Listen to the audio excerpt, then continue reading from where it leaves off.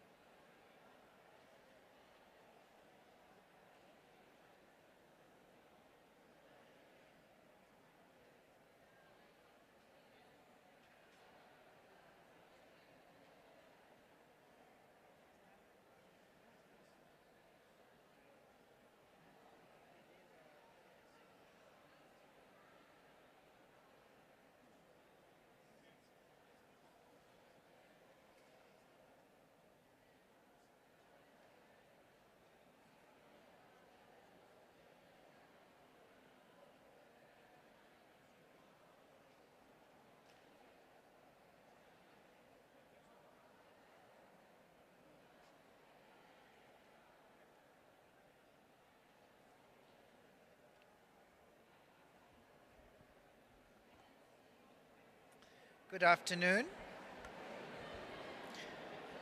Thank you for taking your seats. We're going to proceed. Good afternoon and welcome to this session of the State of the Union Conference. Our first session this afternoon will be an open discussion on religion, marginalization, and radicalization. Professor Olivier Roy of the European University Institute will chair the session, and our participants include Mr. Rainer Herrmann, editor of the Frankfurter Allgemeine Zeitung, Mrs. Rula Khalaf, deputy editor at the Financial Times, Mr. Moncef Marzouki, former president of Tunisia, and Mrs. Christiane Taubira, former Minister of Justice of the Republic of France. This session will be followed by a short break.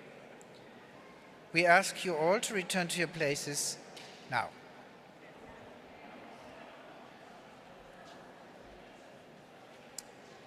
Allô? Ça marche? Je pense bien, j'espère. Vous m'entendez? So we will start our session. Thank you for taking a seat. There are many seats forward in the front. As you know, there has been recently a wave of terrorist attack in France and Belgium. But this kind of terrorist campaign is not new. The first, in fact, wave of terrorist attacks began exactly 20 years ago in 1995 in Paris. It was not the first time that terrorist attacks in Europe have been done in the name of conflict in the Middle East. But since 1995, we have very strange common patterns in all European countries, and not just France and Belgium.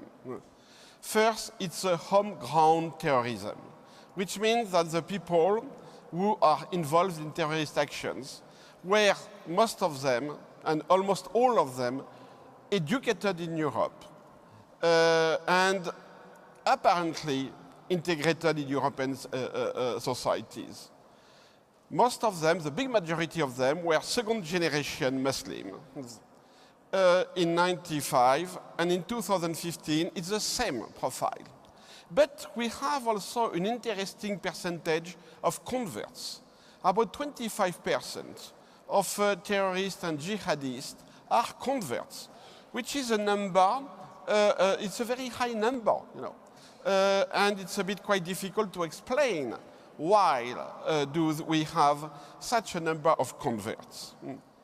And the second pattern, beyond the fact that we are dealing with second generation and convert, is that these terrorists are suicide bombers. Most of them die in action and don't do anything to escape after perpetrating a terrorist action, which is totally new. During the terrorist action in the 70s and 80s, I would say, we dealt with professional militants, professional terrorists who put bombs, but did their best to escape and to strike again. While now, most of these young guys, because they are young, it's really a generational phenomenon, most of these young guys have no plan B. Either they blow up themselves or they let them to be killed in fighting with the police. They don't try to escape. So, and it's not only true in Europe, but we have the same patterns in some North African, Middle East countries. Interesting enough, but we'll discuss about that. The profile of the terrorists in Tunisia is not so different, and their attitude is not so different than the profile of the terrorists in Western Europe. So we have a very interesting panel with, I would say, two different categories. On one hand, we have people who have been in charge. Moncef Marzouki, the former president of Tunisia, and Christiane Taubira, the former French Minister of Justice. So both of them have been on the front line during terrorist attacks in Tunisia and in France. So I will ask them to speak about their experience and their analysis. And then we have two distinguished journalists who will deal either with more precise cases in Europe, but I will ask Raoula Khalaf to open, to debate an issue which is very important. Until now, when we speak, about terrorism, violence, fundamentalism, and so, we do consider women as victims.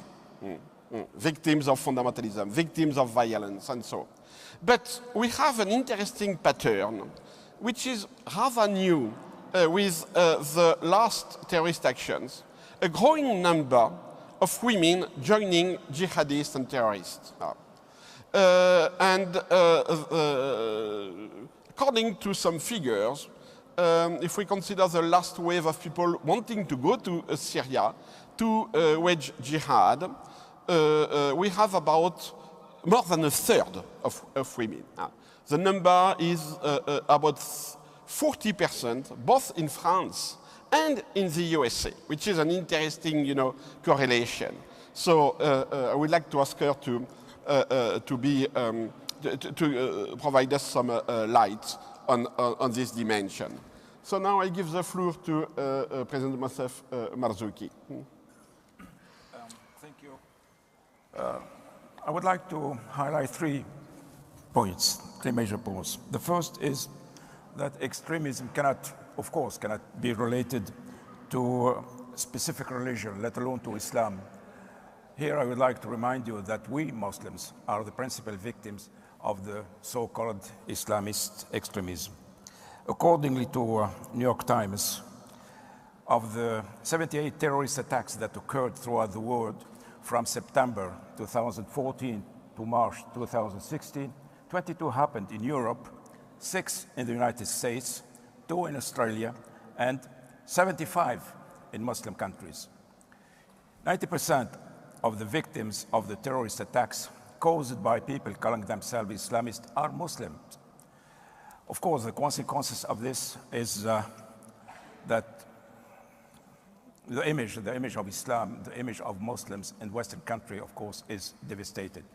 So I can affirm that, of course, all the victims are worth, they have the same importance, etc. But please never forget that we Muslims are the principal victims of the terrorism currently going all over the world. This is why I feel hurt when I heard that that many people thinking about terrorism, they would think immediately that it's Islam. Of course, it's not. This is why I fully agree with Olivier Roy, who has argued many times that we are not facing the radicalization of Islam, but the Islamization of radicalism. That's to say that the young people joining currently ISIS everywhere in the world would have joined a far left or far right party, perhaps a sect or a mafia in the 70s. Islam, for those people, is just a pretext, a cover, a way of justifying their revolt and their violence. And this is why I do believe that the problem with extremism is not a religious problem. It's mainly a political problem. It's the dark side of our failure as politicians, as society, and so forth. It's a political problem. It's not a religious problem. This is the first point.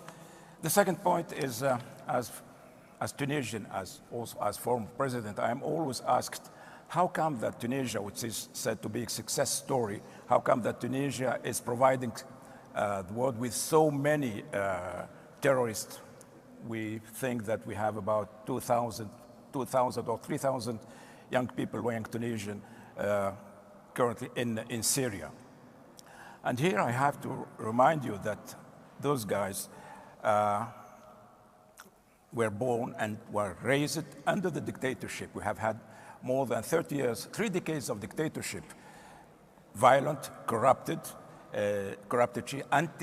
anti-Islam also in Tunisia. And you can understand that our society, our civil society, the Tunisian population, you know, facing this corrupted, violent dictatorship, 2 trends emerged. The first, the one which is the prominent and the most important trend, is this trend who gave to Tunisia the human rights leagues, civil society association, etc., etc.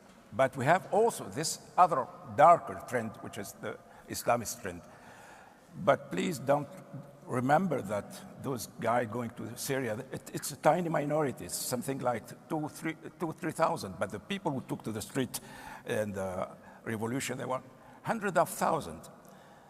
So yes, it's true that we have reduced those monsters, but don't forget that our society is a complex society, a divided society, and of course, this society wouldn't react to the same problem the same way. So we have both the 2 trends, but be sure that this trend, the trend of terrorists, is extremely, it's a very tiny part of the population. The third point I would like to stress is how to prevent, how to fight against terrorism. This was my main challenge as president. It's the main challenge of every, of every government. I know by experience that the worst way to tackle the problem is to say it's a matter of, security, of army. We do know that it's much more complex. We do need a strategic approach. The problem is that this approach is extremely complex and that it won't bear its fruit before decades and decades. So you have the urgency of the situation. You have to tackle the urgency of the situation by, of course, by the army and by the police, etc. But if you have to tackle the roots of the problem, then it will lead you to reconsider the whole process, how to govern the society, how to share responsibility, how to share power, how to share wealth, how to share, etc., etc. And this is extremely important. And I do believe that religion can be an important ally, to fight against terrorism. We have to include the religious man and the religious people should be included in this war against terrorism. I must acknowledge that I am extremely concerned currently in Tunisia by the situation because I'm afraid that we go back to the old methods, and we do not understand that if you want to fight against terrorism, we have once again to fight against corruption, against injustice, and so forth. So it's extremely difficult task and extremely difficult situation. We have to accept that we probably will have this problem for the next, I wouldn't say the next generation, but probably for a decade, but because solving such complex problems, it would take time. So we have to be patient. We have to stick to our own values. We have to say that we are not going to accept anything on the name of fighting against terrorists. For instance, I have always refused that we use torture or we use human rights violation to combat terrorists. While now the discourse in Tunisia is to say, hey, stop with your human rights discourse. We have to tackle this problem, even if we need torture. And this would be, for me, it will be probably an extremely, it will be wrongdoing, just because it will probably fuel the problem and not combat it. Those are my 3 points. I hope I did answer some of your questions. Thank you very much. We'll ask more questions to you after. And now I give the floor to Christiane Taubira. Please, just to express yourself. Thank you, Chairman, Mr. Chairman, dear Olivier Roy. Buon pomeriggio, signore e signori. Bonsoir, mesdames et messieurs. Good afternoon, everyone. What I like to start with is first to say how grateful I feel for this opportunity to speak to you and to talk with you about these so sensitive matters. I presume I don't need to emphasize that the terrorist peril is great, real, and big, and spread out. What seems very important to me is that we have to be aware of this danger. We have to remain watchful, but we must not allow it to saturate our minds, our relationship, our lives. The challenge, from my point of view, the challenge is to understand what turns people toward political violence. It's obvious that we have to fight in a merciless struggle those who give orders to kill and those who recruit and organize things, whatever crimes or even journeys. But we won't get rid of it if we don't prevent from acting those who from everywhere in the world, including all continents, those who rise up as an international and unlimited army, the so-called foreign fighters, who, as a matter of fact, are criminals. We have to work on this, first because those who attack us are homegrown people. Second, because at the present times, it's so easy to be autonomous in carrying out destroying projects. So the issue is how to steer them away political violence. It's really the issue, because otherwise we should lose people, we should lose lives, we should lose parents, members of families, we should lose friends. So this issue is very hard. It's admittedly recognized that it's difficult, but it's an important work to prevent from acting those who are part of the international army. Because it's too dangerous to lose time following fake leads, for instance. So I do believe that we have to learn. We have to know. We have to know, learning from history. I mean, watching the different kinds of terrorism through the 2 last centuries, for instance. We have to learn from sociology about the trajectories of the terrorist. We have to learn from philosophy about this revival of religions almost everywhere in the world. We have to learn from political science and analysis about this current terrorism. And so learning will be able to understand in order to anticipate. This current terrorism is protein multiform. According to some indicators, some criteria, Olivier Roy spoke about former, such as the increasing number of converted people. I mean, people who have other religions or no religion who become Muslim believers and in a short time, a few months, turn into terrorism. Another indicator is the great diversity of their social and cultural environment. So some of them are educated and extroverted people. Some come from middle-class residences. Some come from countryside. And another criteria is the great diversity of the motives, the reasons why they decide to look for training or to go to Syria or Iraq. Among these motives, these reasons they give, some want to support, to stand by the Syrian population against the crimes perpetrated by Bashar al-Assad.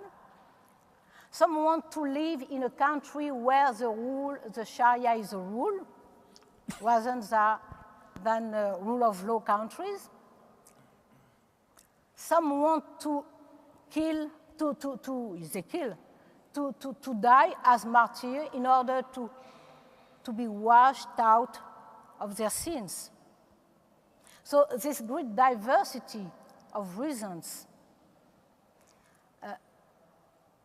compel us to spot early warning signs in order to prevent, in order to settle efficient ways, in order to organize, to elaborate compelling disposals. That's why when I was the keeper of seal, Minister of Justice, I decided in order to learn, in order to know, in order to anticipate, in order to be efficient in public action, I decided to reinforce our penitentiary intelligence service in quantity, in quality. I decided to improve coordination with police intelligence service. I decided to create a permanent watch unit composed with magistrates, penitentiary staff, experts, scientists, in order to observe, in order to understand. I decided to create a specialized unit composed with data processors, computer scientists, traductor, and interpreter in Arabian language. And I decided to collect data and informations coming from police, prosecutors, judges, in order to understand the reasons why they organize their departure, the reason why they decide to come back, the reason why, and at least the way they organize to attack us. And the reasons is diverse. About departure, about the influence of a family, of group of friends, of the internet, sure. About the way they organize the journey, preparing, financing, and all practical terms.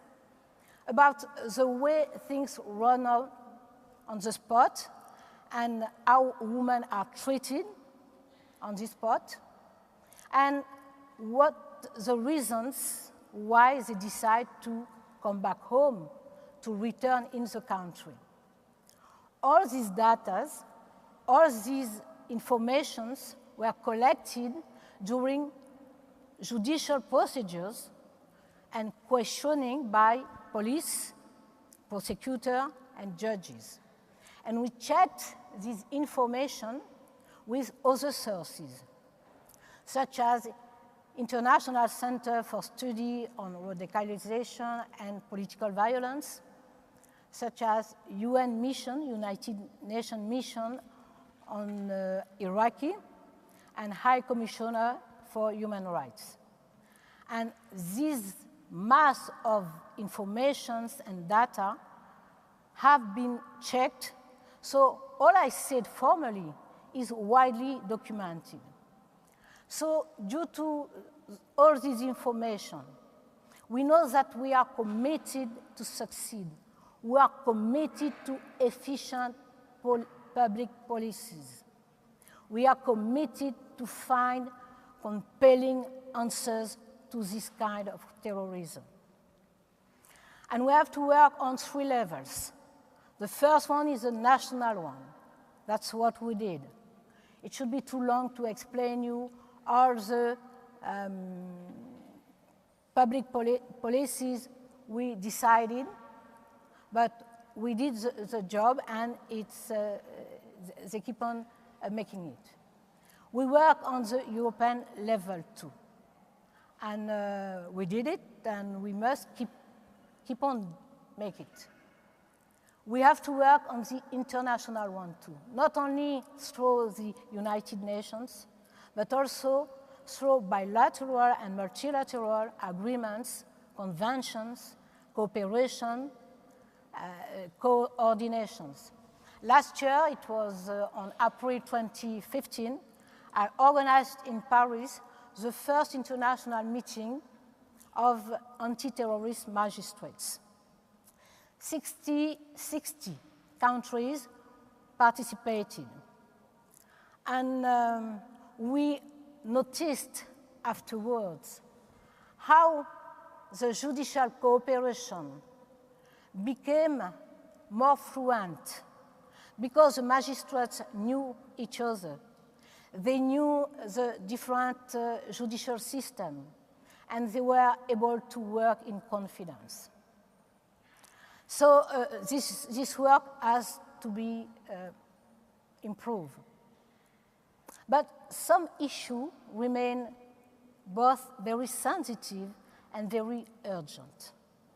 For instance, this vigorous revival of religion, almost everywhere in the world, and surprisingly here in European countries, because European countries were and are supposed to be countries very fond of rational reasonings. So we have to try to understand this revival of religions in European countries. We have to wonder how we are going to deal with geopolitical disorders, chaos, in some place, in some part of the world, as we know that non-conflict ended only under military solutions. We have to remember that we are living at the present times when we know everyone about the world, everything about the world. And we know that some problems due to unsteadiness in some parts of the world, some problems will not disappear. So we can't postpone them. We have to solve them. I think, for instance, on refugees issue. And most of all, we have to wonder if we are able to renew our ideas and our ideal about equality, about citizenship, about living together. So I do believe, and I conclude, I do believe that it's time for politics to be back. I mean, our capacity to read, to think our lives and our future. I mean, our ability to share our dreams. I mean, our collective sovereignty upon our common destiny. So I do believe it's time for politics to be back.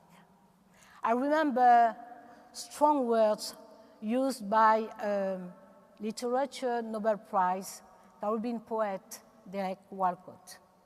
He said, "I don't think there is any function for a poet or a scientist in the human tribe but the astonishment of the soul."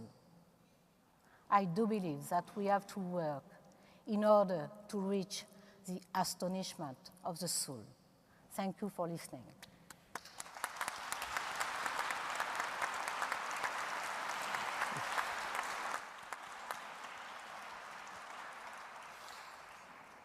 Thank you very much. So now I give the floor to Roula Khalaf, Deputy Editor of the Financial Times.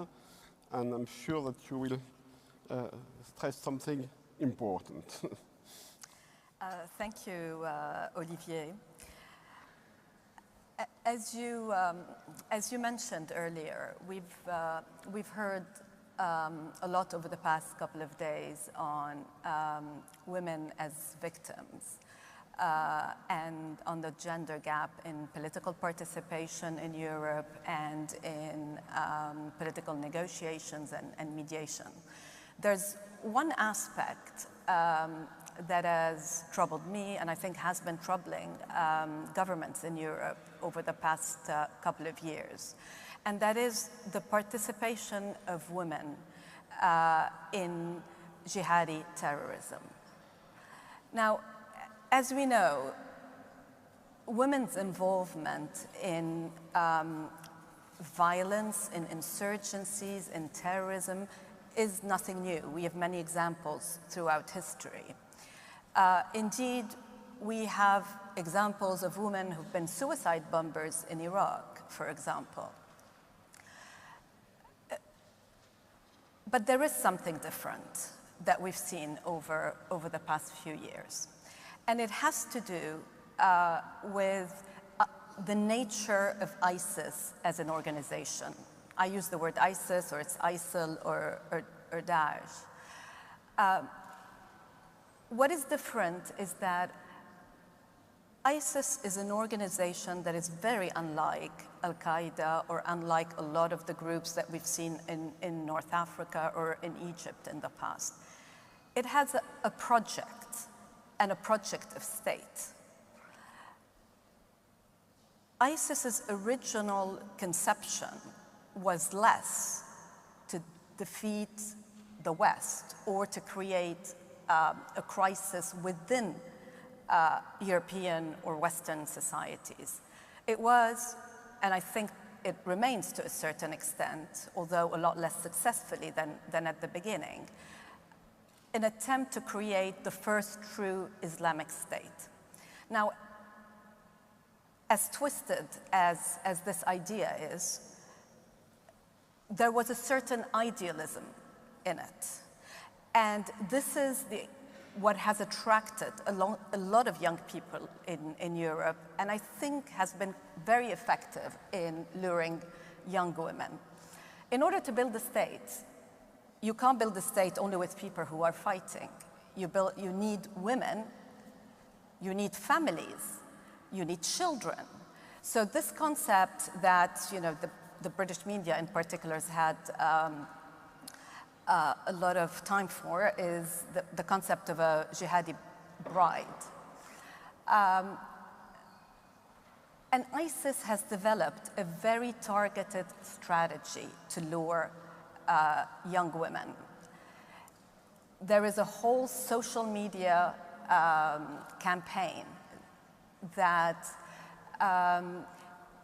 depicts a world that is in fact a war zone, that turns a war zone into this ideal Islamic state where people can actually be liberated, where women can be liberated and can live a true life under Sharia law. Now, this is on the side of the organization. Still, with all these factors, it is not easy, obviously, to attract young women, some of them as young as 15, to go to Syria. And yet, we have seen hundreds of women, possibly today thousands. I think the statistics are always, they often lag behind. So what is it that has motivated the girls themselves? There are, I think,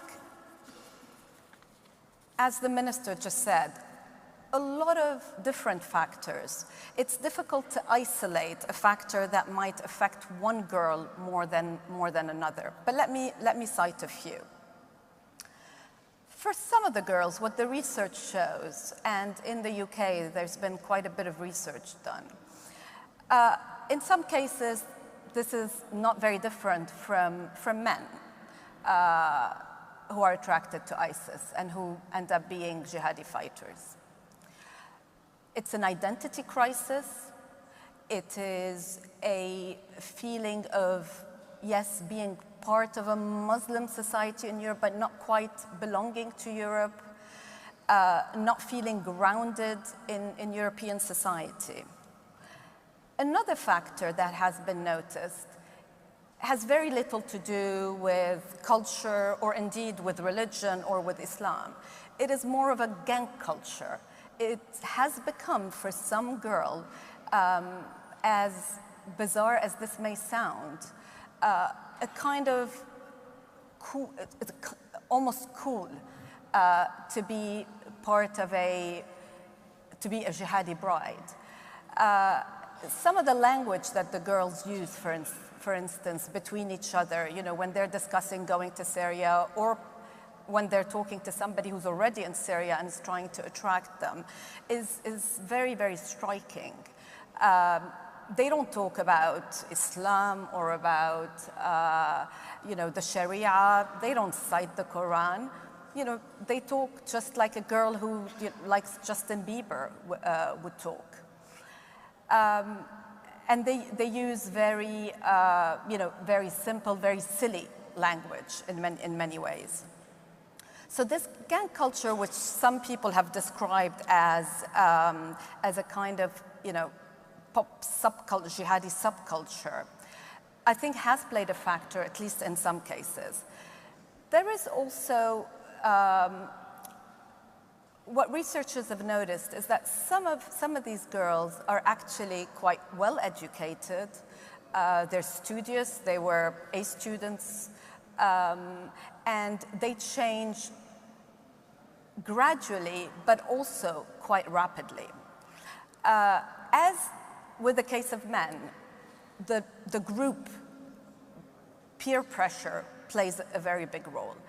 And I think for some of them, the ones who are politically aware, there is an issue of Islamophobia or a feeling that Muslims around the world, and particularly in the Middle East and particularly in Syria, have been abused and that the West has done nothing about it. There is also one aspect of this jihadi women phenomenon that's very curious. There is a sense of empowerment by some of these girls. The idea of actually picking up and going to Syria, especially when they come from very conservative families that do not allow them to do as they want or that are looking to arrange marriages for them. It's a form of girl empowerment. And I think the multitude of these motives pose very, very difficult dilemmas for policymakers in Europe and for law enforcement agencies. Because these girls, at the end of the day, end up being trapped. They go to Syria, and of course, everything that they've been told is not what they find. Life is a lot harder, and they are, in fact, at the service. They form the sort of support network for the fighters. They are disappointed, but those who are disappointed don't have a way out. It's not easy to leave. ISIS doesn't want people to leave its territory, and it's not easy to come back, because what awaits you when you get back is jail. You get arrested. And so I think particularly in the case of the girls, there has to be some greater thought, some greater attention given to how do you rehabilitate them, and how should you, what strand of sort of extremism and you should put them in. And I think that until now I haven't seen happening either in the UK or elsewhere in Europe. Thank you, Olivia. Thank you very much.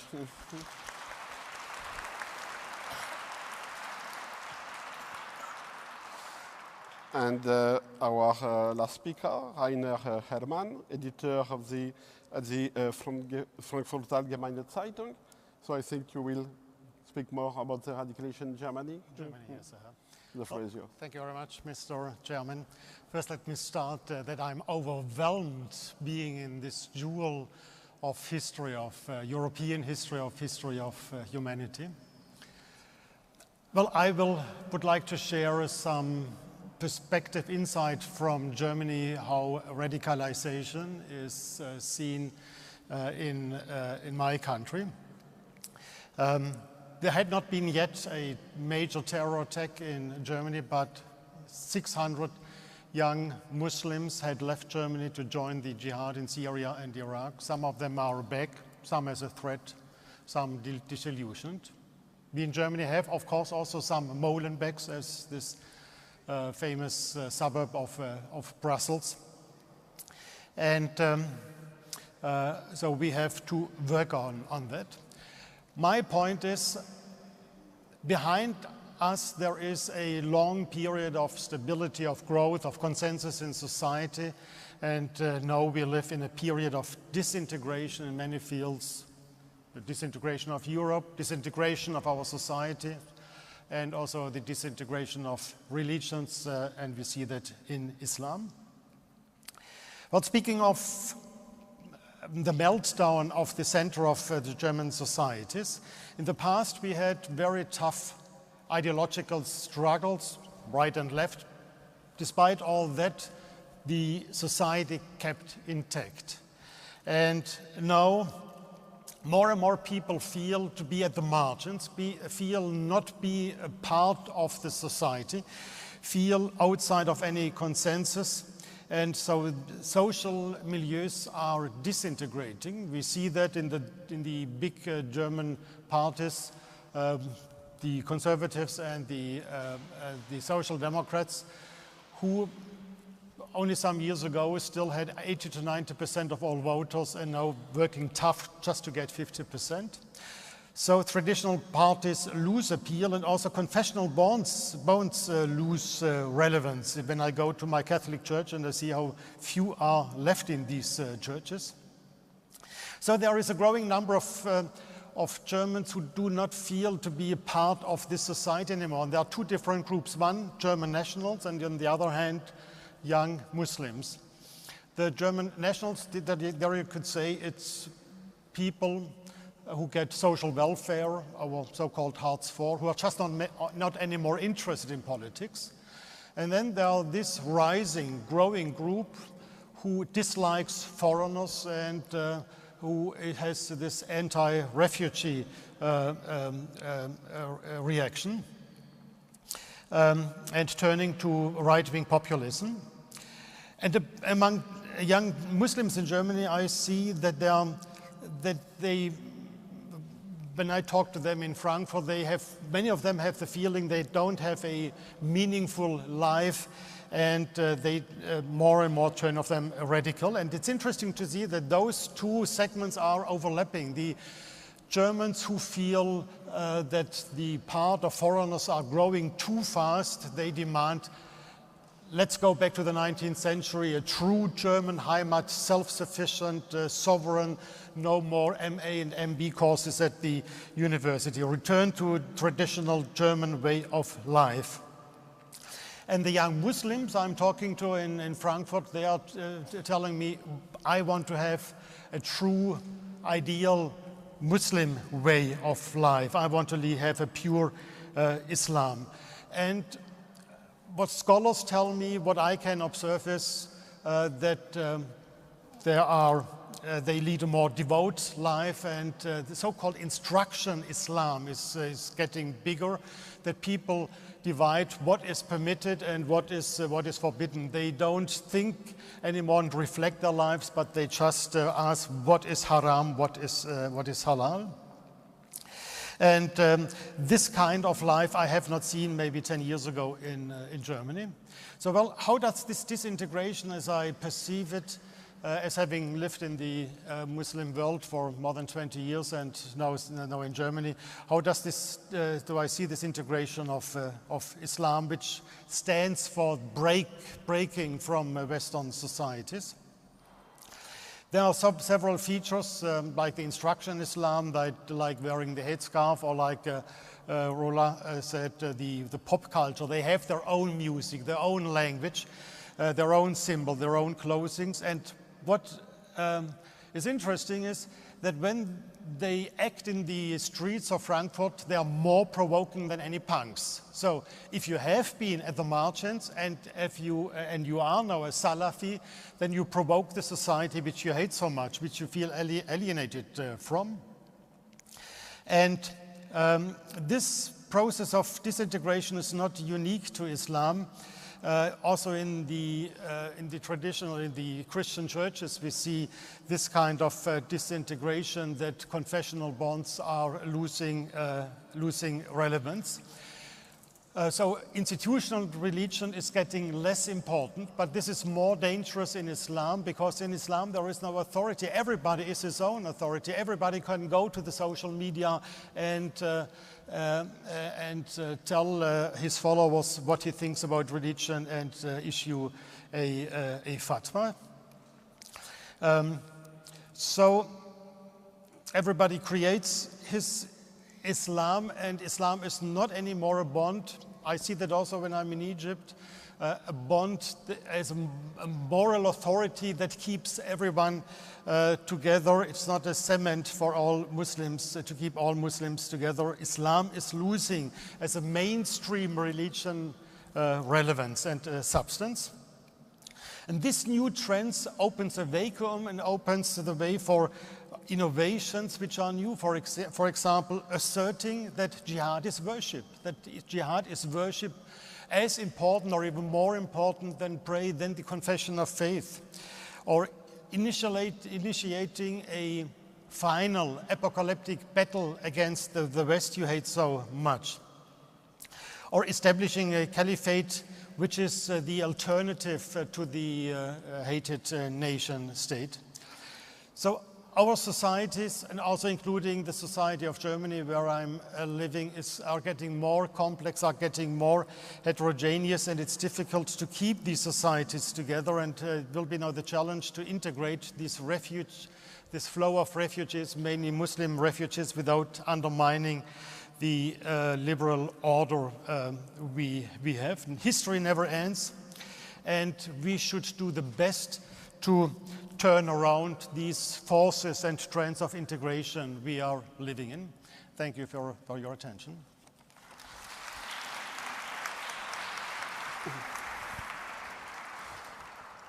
Thank you very much.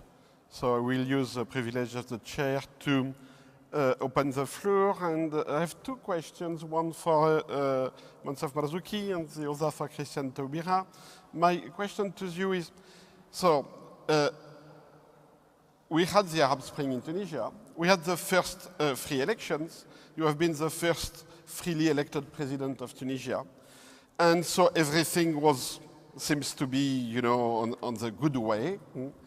And suddenly you have been confronted by a bunch of young guys, Salafi, and I think you met some of them at that time, who came to you and said, we don't care about democracy.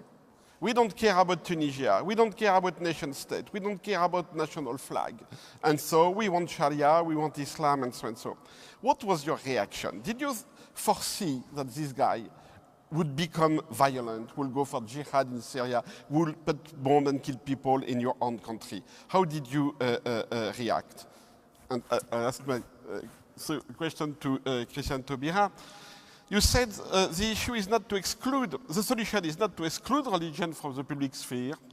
We have to take religion seriously. So as a Minister of Justice, you are in charge of the jails, of prisons. So.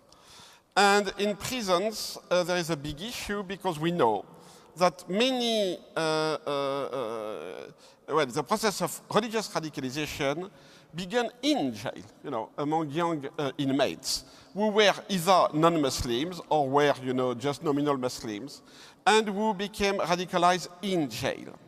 So, which means that we have religion in jail, but the radical form of religion.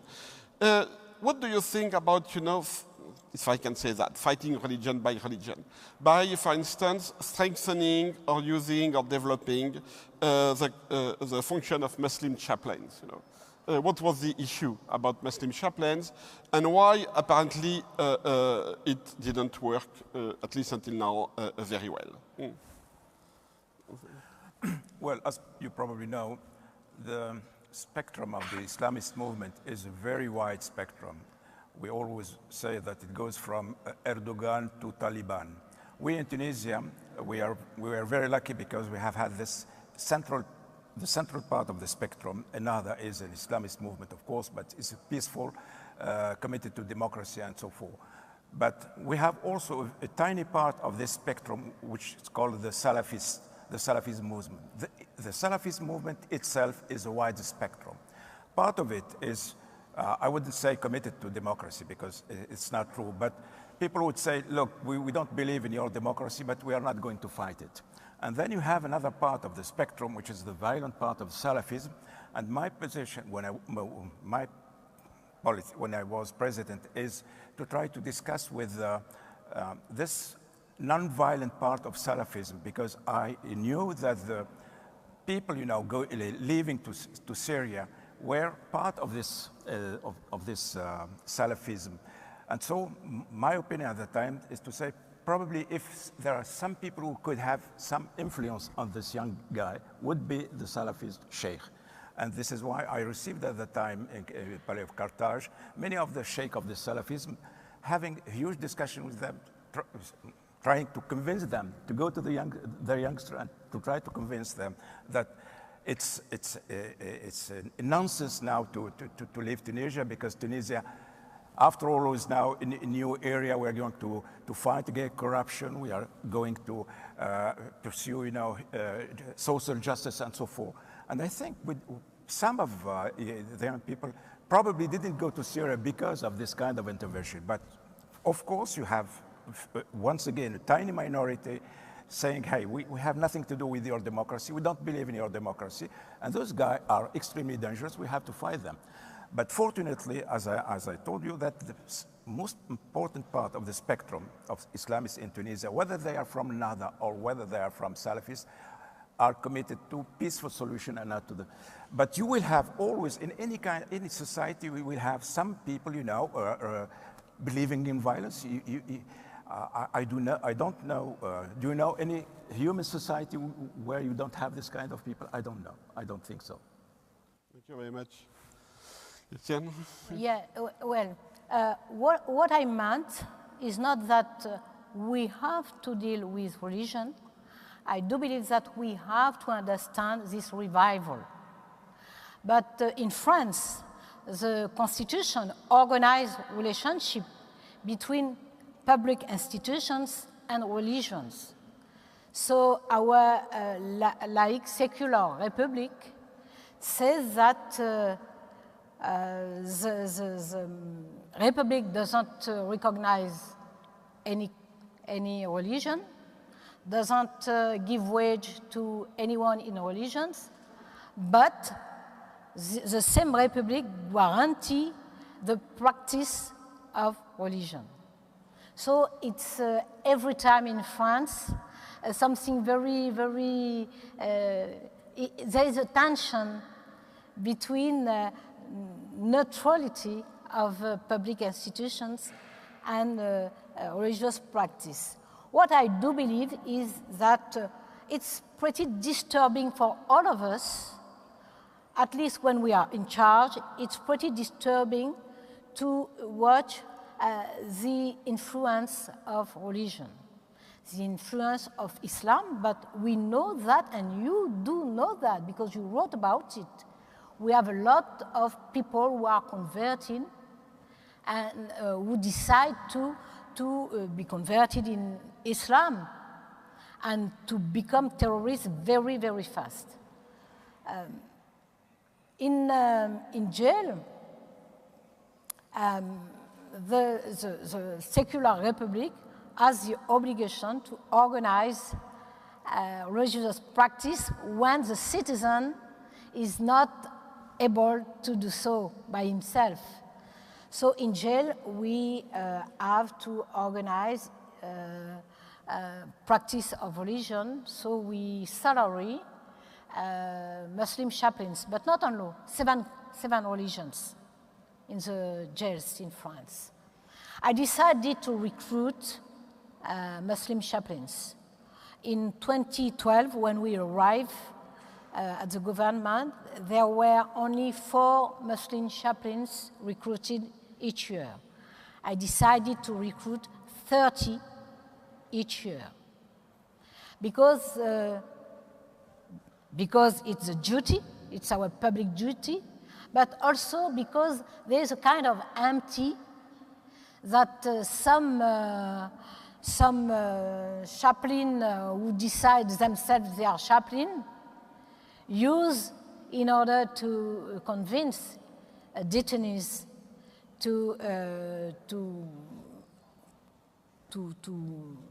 let's say to become terrorists.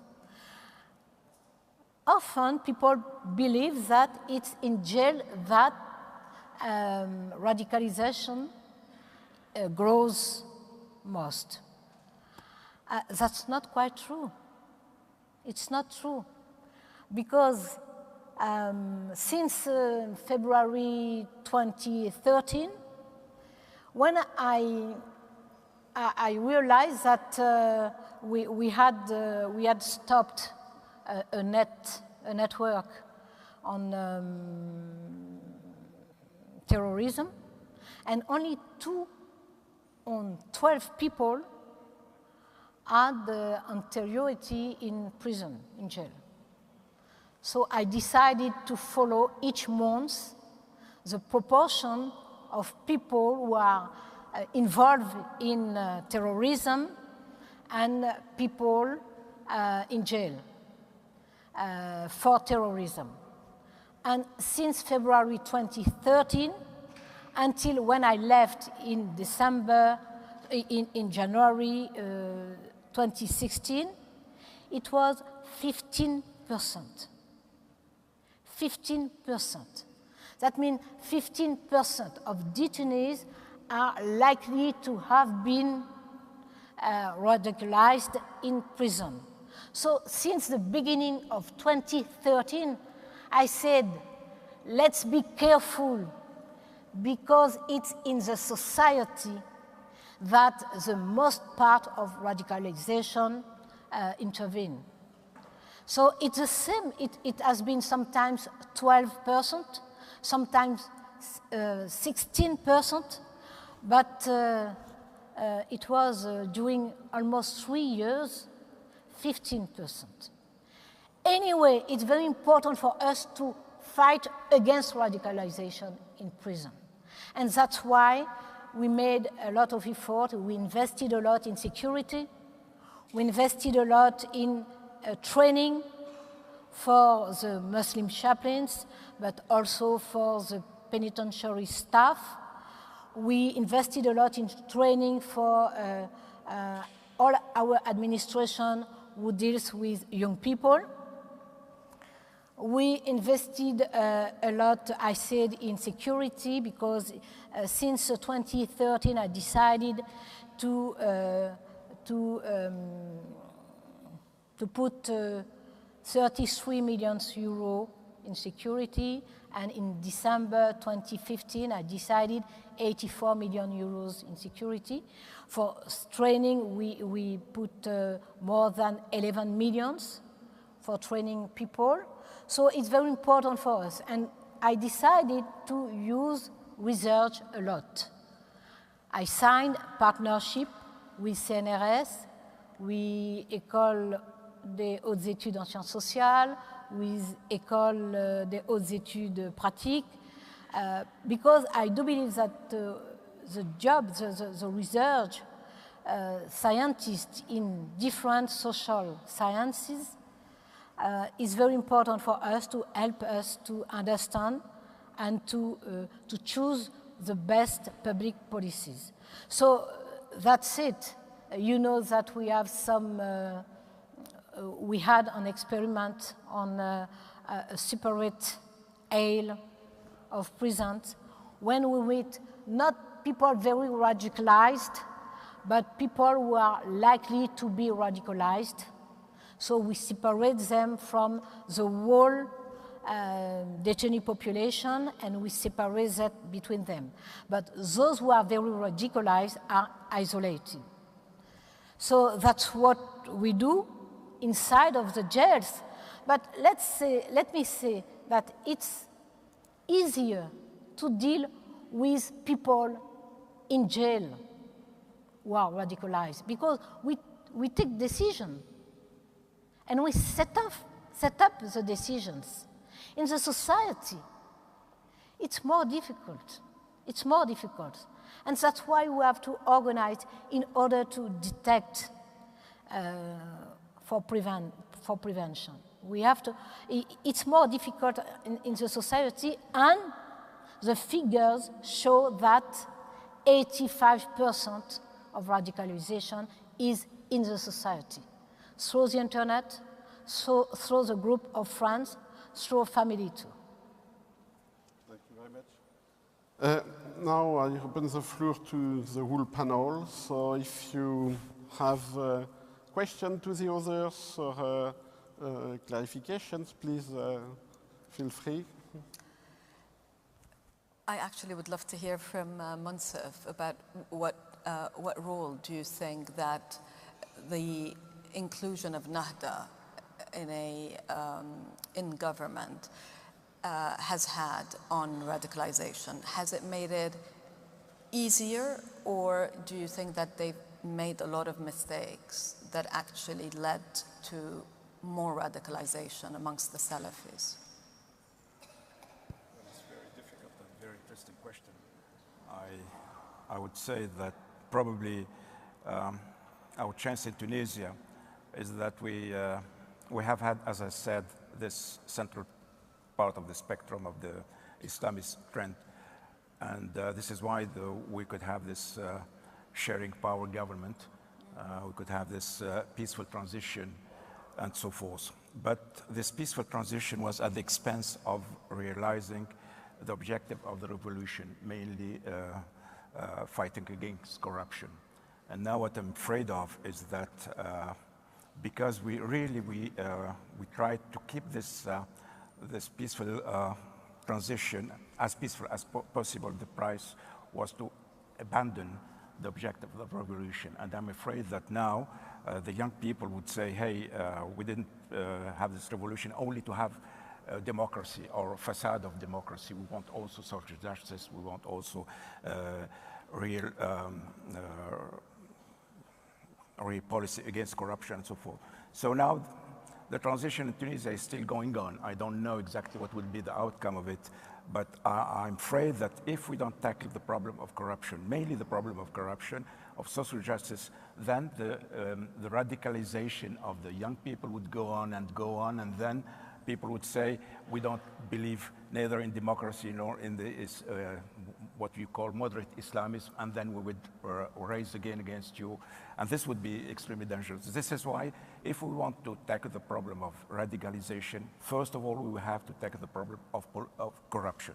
Because the main problem in our countries is social injustice and corruption, much more important than anything else. And that people, complaining against this social injustice would use any tool, any ideology at their disposal, and the ideology at their disposal is extremism, is religious extremism. But it's only just a mask, But the main problem is social injustice and corruption.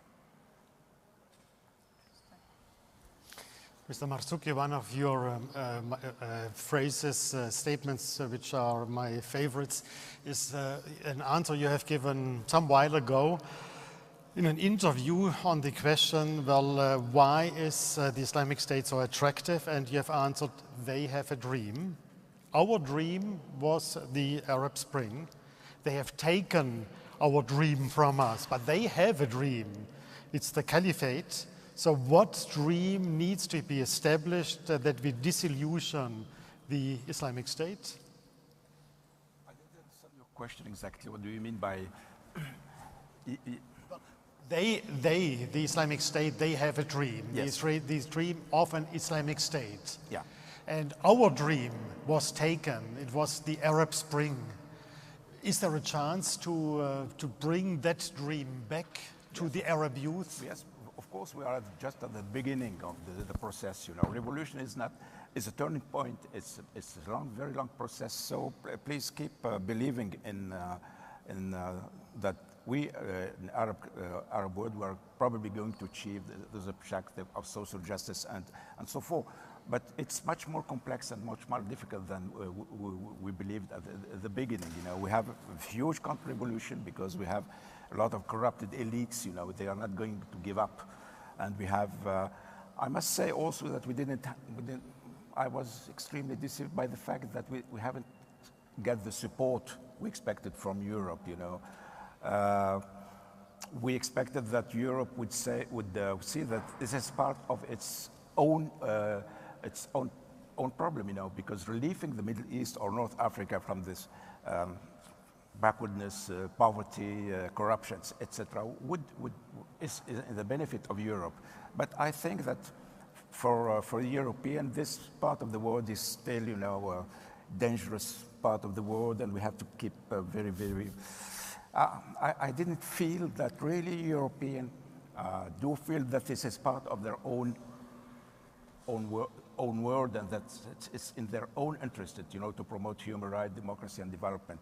And now they are complaining because they have this. They have to face this, but they have to face, I would say, the outcome or the byproduct of their own errors.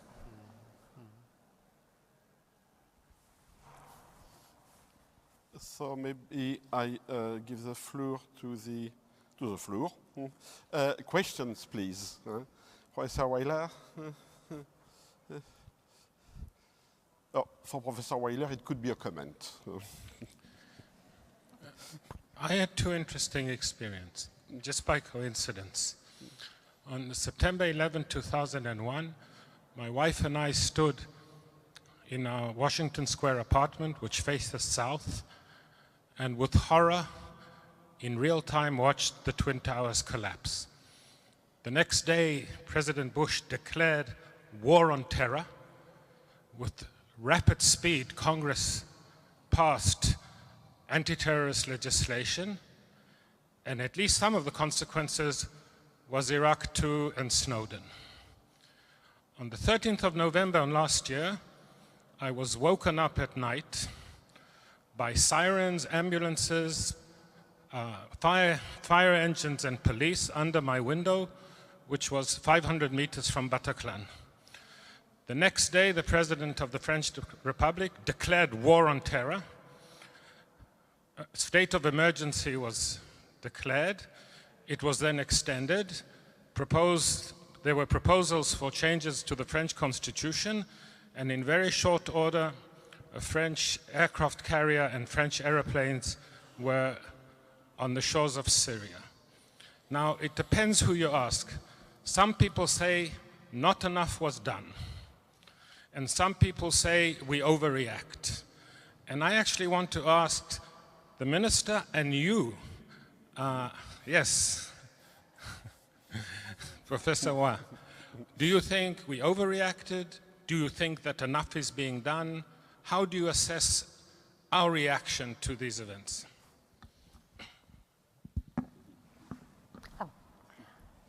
Comment on dit piège encore? Trap?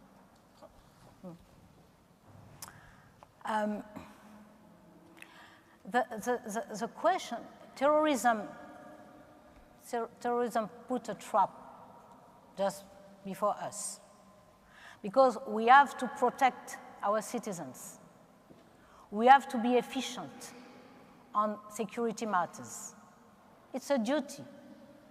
It's an obligation. And at the same time, we know that we fought in order to conquer our liberties, our freedom, our individual and public liberties. So we know that we have to find this very, very narrow path between increasing public capacity to protect citizens and at the same time not sacrifice freedom and individual liberties. So we are in democracies, that means in countries driven by the rule of law. So when we increase the public capacity to control those who prepare terrorist acts, we know that there is a risk that the public power control citizens who don't have anything to see with terrorist act.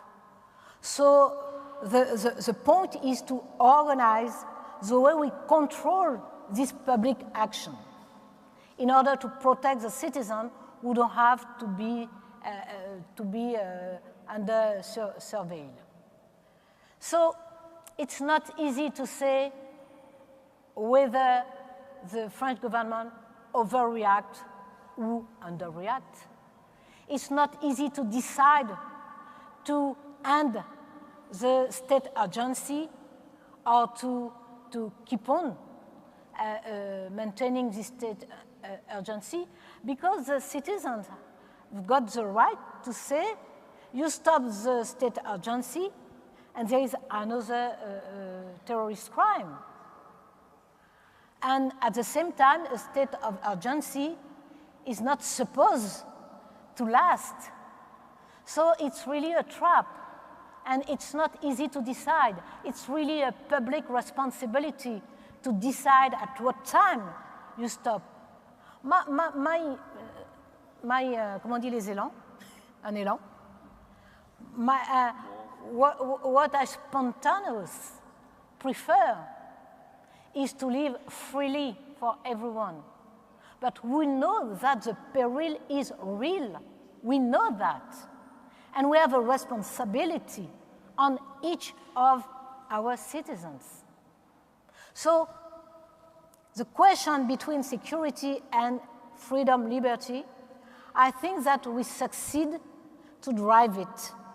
Because when I was in charge, I fought a lot in order to put inside the law this control, jurisdictional control, democratic control, parliamentary control, and administrative control. I succeeded to obtain that our magistrate, for the first time in the French history, our magistrate can have access directly and freely to classified documents. It's in the law. So that's a way of controlling. I agree that we have to allow the administrative service to be able to surveil those who prepare terrorist crimes. But I want to be sure that the administrative service are under control. And this control is jurisdictional, is democratic because we give each citizen the right to seize the Conseil d'État, that is our higher administrative court, to seize it even in referé in order to control the work of the administrative services. So I think that, and I do believe and I hope, we succeed to find. It was not easy. It was not easy. I had to fight a lot because it was not easy to convince the parliamentarians, because in their circumscription, people tell them, hey, what about our security? So it was not easy to say that we have to control those we surveil. So I guess we succeed that. The state of urgency is another issue. It's another issue. I do believe it's a trap. It's really a trap. Because you decide you stop it. And the day after, the month after, or the semester after, you have a terrorist crime. People they've got the right to tell you, why did you stop the state of emergency, no? So, and at the same time, you can't have it lasting forever. So what the French government tried to do, but I'm nowhere any longer. I prepared some measures, but I saw that they were going another way. Try to do it was to put in the law some possibilities, I just say possibilities, for the prosecutor or for the judge to decide, for example, inquiries, night inquiries. But what I had prepared was to put the prosecutor and the judge under the control of an independent judge. And in the law, I had reinforced the independence of this judge. I don't know what's going to be done, but it's a way to not sacrifice freedom, liberties, and at the same time to be able to react if necessary. And just to answer, to add a little comment, when you declare war, the problem is to whom or to what you declare war. You know, if you declare war to ISIS as a state, you know, then you want to destroy ISIS.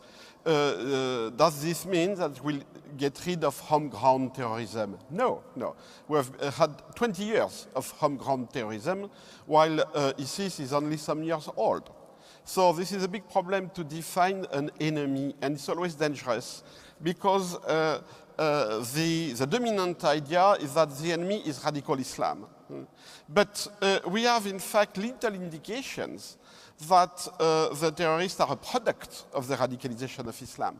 Of course, they they claim that they act in the name of Islam. But we have a whole, a process of radicalization of the youth, which is not necessarily associated with political ideologies like Islamism. The Columbine phenomena in the USA, for instance. So we are confronted with a phenomenon of violence, a fascination for violence, of aestheticization of violence among a fringe youth, which is not a consequence of the spread of a political or religious ideology. And in this case, we should address a wider problem than just the issue of ISIS. ISIS is an epiphenomenon. ISIS will not last for years. But we are not getting rid of youth radicalization. So that's another issue. One more question? And unfortunately, I saw signs ask me to stop. I'm Valérie Ayard, legal historian, and my question is to all speakers, but namely to Moncef Marzouki and Christiane Taubira. It's about the gender political gap in in political participation. And I will take an example, a personal example. I was a coopérante universitaire before Ben Ali's fall from 208 until 210. And I was trapped because the Tunisian official asked me to teach a course which was Révolte et Révolution de 1789 à aujourd'hui, mai 68. And you can imagine I was suspended and I was threatened and I had all sorts of problems. And my question is to Christiane Taubira and also to Moncef Marzouki, how will France ever have the means, efficient means, to fulfill its diplomatic dream or cultural mission? And second question to Moncef Marzouki, is Tunisia ready to welcome people teaching that type of courses? Because as you can imagine, I'm a strong believer of civic humanism. C'est un petit peu l'exportation des valeurs de démocratie et tout. Est-ce que la Tunisie est prête à... I'm sorry, because I think every talent must be used. So I'm sorry if we can't optimize yours here, in France, in Tunisia, anywhere. So if France is ready, France has to. I do my part, and a lot of people do their part, but we have to make it officially and individually. It's also a question of the sense of the word. It's a question of the sense of the values. It's a question of peace, so of our security. I do believe that the French Revolutionary values, the Republican values, are great values, but we have to make them very alive. And we have not to compose with those who betray this value, who don't approve this value. That's my conviction, and I said so even when I was on official charge, because I convinced of that. By ideal, that's why I was saying that we have to renew our ideas and our ideal. I do believe so by ideal, because I do believe that at the present time we are able to live in peace in the world. We know the whole world. We know everything on real time. So I do believe that by ideal. But I do believe that also, because I am sure that it's a condition of peace. The geopolitical region where we have disorders, where we have chaos, are a region where we did not help democratic fighters. We were not very, very exigeant. You understand what I mean? We were not very exigent with some governments. And today we pay that. Even on our security, we pay it. So by ideal and for peace and security, we'd better give vigor to our values. I'm sure of that. Yes, of course, Tunisia, when you compare it to other Arab countries, you would see that the situation of women is much better, but in fact, there is still a huge gap between what we would like to achieve and the situation. I can assure you that there is a political will in Tunisia from Bourguiba until now to promote women's rights, but the problem is society itself. The society itself is much more conservative. For instance, the last elections, we decided that half of the member of the parliament should be women, but we couldn't achieve it. Now, currently, we have the same will of promoting women at the next election. But once again, the society is still. In fact, in Tunisia, the state is far ahead of the society. Well, if you go to Mauritania is another kind of example where I would say that the society is far ahead than the state. It's quite a different situation, but, well, of course, we would like to promote, many of political parties, all the political parties would agree that we should do more and more, etc. But the pace is extremely slow because of the society. Now about our values, if we would like to export, the Tunisian example should be exported and so forth. Be careful that the Arab countries are very, very different countries. So you cannot export the Tunisian model to Syria, for instance. I'll give you just an example. Tunisia is a homogeneous society. We all Arab, Muslim, Sunnis, In Syria, it's quite different. There are many, many religions and so forth. Tunisia is a middle-class society. It's not the same thing like in Egypt. Tunisia, we have professional and I would say non-corrupted military. It's not the same in many Arab countries. This is why it has been, the transition was, I would say, less difficult than in Syria or Egypt because of the structure of our own society. So I doubt that we can export this model. Every Arab society should find its own path to democracy, and this probably it will take time. But I'm quite sure that, you know, there is a new generation now, the E-generations, and the E-generation are extremely different than my own generation. They have their own conception of the world, they have their own feelings and so forth. And probably there's a new generation will never accept, you know, to come back to the old dictatorship, to all the corrupted system and so forth. This is why I know the path is extremely difficult, but I think we are heading the good direction. Thank you. Thank you very much. So I'm afraid we are at the end of our panel. So I thank our panelists and thank you for your patience. Bravo, Monsieur Roy. Voilà, je vous... Tenez, j'ai un petit papier pour vous.